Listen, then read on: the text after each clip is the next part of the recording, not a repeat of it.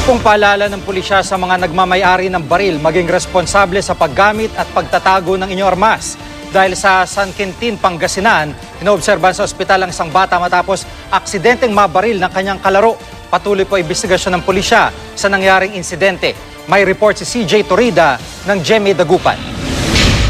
Sugatan ang 10 taong gulang na batang lalaki matapos aksidenteng mabaril ng 11 taong gulang na kalaro sa San Quintin, Pangasinan. Nangyari ito magtatanghali ng bagong taon.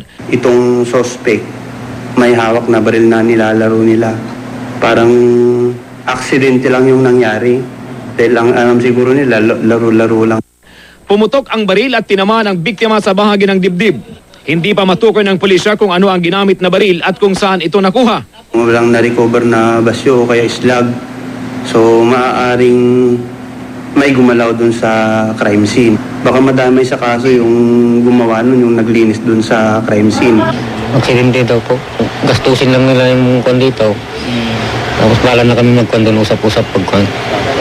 Ang mahalaga po. Basta mahalaga po mabuhay yung bata. Patuloy ang investigasyon at posibleng managot ang mga magulang ng bata kapag napatunayang may kapabayaan. Inoobserbahan sa ospital ang kondisyon ng biktima. Paalala ng pulisya sa mga gun owner, maging responsable sa paggamit at pagtatago ng mga baril.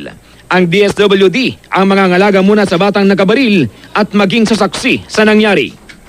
Mula sa Pangasinan, CJ Torida, GMA News.